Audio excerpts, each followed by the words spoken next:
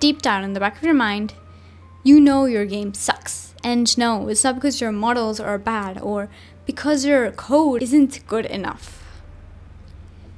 It's because your game is mismatched. There's a secret that big indie devs don't tell you about, which I'm going to be explaining right now. So the big question is, what do you mean by mismatched? Why would players care if it's mismatched? And how do I do to fix it? Well, first, I need to mention, I'm pretty sure you and 90% of indie devs pick colors out of the blue. By that I mean they go, oh, I like red. My game will be red. Or they just scroll through Pinterest and find a random color palette that they like. No, this is not how you make games. This is how you make failures. Losers make games this way. A good game developer knows exactly how to immerse the players. They know exactly what to do and what to use to make them hooked. And the first step to making your game interesting is to have a good theme, a good way of branding, which is colors. Colors aren't just something secondary to think about. They can be heaven's gate to manipulation. No matter how good the mechanics are, people are going to uninstall it immediately if it does not appeal to their eye or doesn't give them dopamine. So instead of making your games look like a half-baked PowerPoint presentation made by a drunk 5-year-old who stole his parents' alcohol, listen to me. Well, first of all, let's understand how do colors and how do the player's emotions and the player's immersion actually align? Colors don't seem to be that important. They're just colors. Well, that's what you might say. But let's see how it works scientifically. And let's see how it actually impacts the players. Well, first thing you need to know is that colors are made out of light waves. Light bounces off objects and goes in your eye. The retina, which is at the back of your eye, has a special cell called cones. Cones can detect blue, red, and green light waves. And these cones turn color into electrical impulses. These signals travel through the optic nerve and go to deeper parts of your brain, like the visual cortex. After the color is processed, it gets sent to the limbic system, which is the emotion control center of your brain. So when you look at color, you're immediately sending signals to your brain, and these are signals that connect to your emotion center. If the color is warm, it will probably send beta waves, which are linked to alertness and focus. Cool tones are made out of alpha waves, which are mainly linked to your relaxing and calmer part of the brain. To demonstrate this even further, imagine this. This takes place in a horror game setting. So imagine that you're in a dim lit room surrounded by darkness, but you suddenly see a yellow light. What will you feel when you see the light? Versus how would you feel if you're in a dark room and you suddenly see a red light? Think about it. Well, most would actually feel fear when they see a red light. And why is that? Well, it's made out of beta waves. Red is a warm tone, and warm tones are alertness. Also, red resembles blood, which our brain subconsciously knows. Red can be the color of passion, drive, determination, and leadership. So, knowing how to use red in your game can change the experience drastically. But how would you feel when you see a yellow light? Well, yellow is also made out of beta waves, which signal to alertness and focus. But yellow is primarily on focus.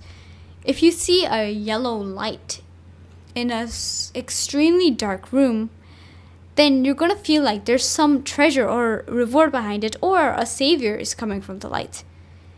This is mainly because godly figures are associated or framed with yellow and golden lights. That's because yellow is the color of happiness, reward, cheer, and warmth. Well, this is red and yellow.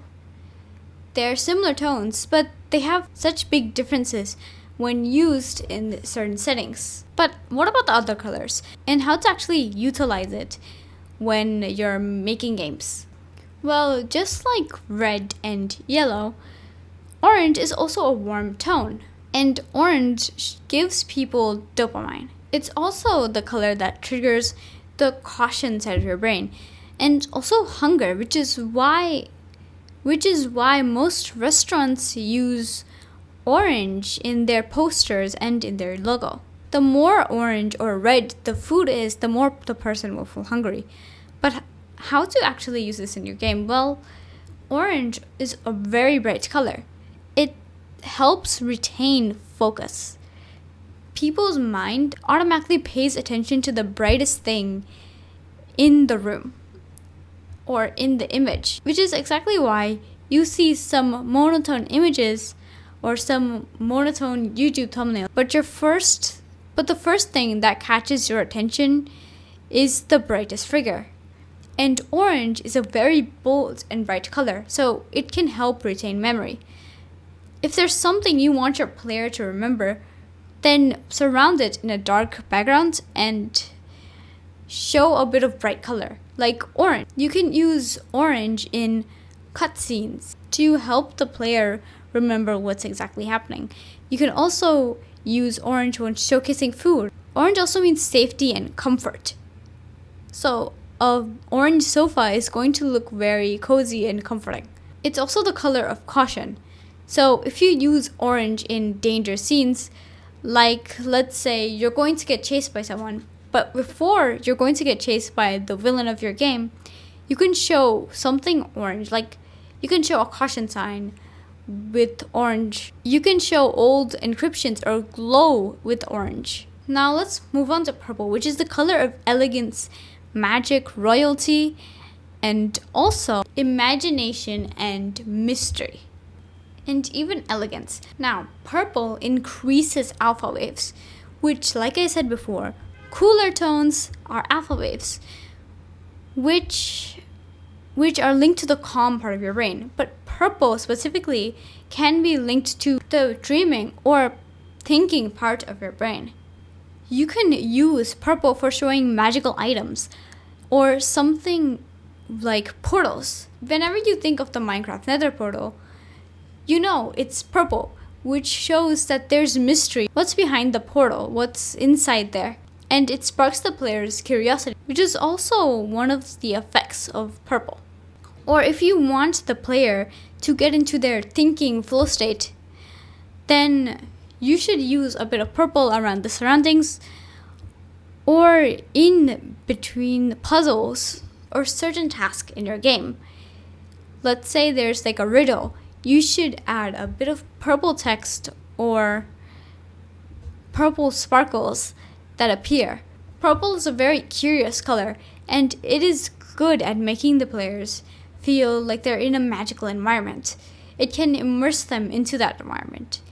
And just so you know that people's mind can't distinguish the real world from a virtual world. That's how you get immersed into things. If you're in a dangerous situation, your brain is going to treat it like it's in real life, or treat it similarly to like how it's in real life. So the more you learn how the player's mind works, the more you can get them involved in your game and more immersed. So they keep coming back later and just don't uninstall your game, unfavorite it, and leave forever. Now let's move to white. Well, why is white so interesting? Well, it resembles cleanliness. It resembles something holy or divine. It resembles pureness. If you ever want to showcase something like a priest or a god in your game, it's good to add some white elements to it. Even in real life, look at most of the priests you see.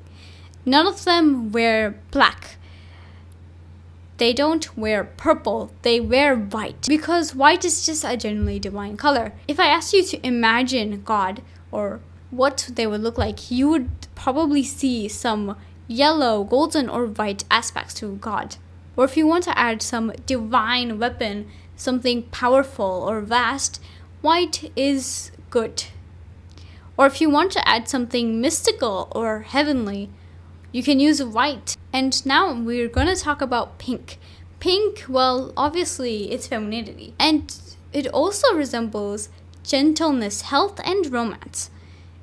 So adding pink to your safe zones, to healing characters or NPCs, or just healing items, anything that resembles safety or romance, you can add a bit of pink to it. A quite unpopular color is green. Well, green is the color of nature, health, wealth, trust, and renewal. It can also resemble something supernatural, like zombies, aliens, and radioactive substances. But the thing about green is the shade depends on the meaning. Because if it's a darker shade of green, a more muted or a very dark saturated green, then it's going to give the player a different signal. Some shades of green can resemble illness. It can resemble greed. So you have to be very careful with the color green. But you can use it for healing. Notice that most check marks are usually in green. That resembles trust. So if you want something or something that the player can trust, then add green. Valuables can be good for green. Villains can also be good for green because green can resemble greed as well. Safe zones are also good for green. Green can also be for supernatural creatures. If you want to add zombies, aliens, that will be good for green. If you want to make your game more sick, you can also add green. And let's come to the last one. We have blue. Blue gives the player a lot of alpha waves. That's, like I said, that's linked to calmness, peace, stillness. Blue can also show that something is valuable. So if you want to make the player feel proud or they earned something that's precious, you can give it the color blue. Diamonds are the color blue. Water is very still and known to be calm. Most of the time, at least. Water is shown to be blue. So you can make places where the player can relax, blue. Places where the player can feel free, or a loading screen can be blue, for example. Now you can actually see the effect colors can have in your game. If you want to do an apocalyptic scenery, you know what colors to add, you know how to make the players immersed, and you know how to brand it in an apocalyptic way. Because colors are also often used for branding. The darker or muted the color, the more it's going to resemble illness or tragedy. But the more brighter it is, it's more likely to catch the player's eye and show happiness or show something better.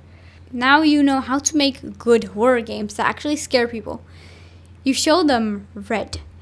You know how to make fun, bubbly games that encourage people, and you know how to make games that can help people relax. Colors aren't just something to put on the side. They're the first step to making great games. Now, if you actually made it this far into the video, if you've made it to the end, then I have to say congratulations. You're one of the rare people who aren't just meant for failure. You're meant for something better. You're a true winner who deserves greatness. Now, this is the end. I'll be willing to see you in the next video.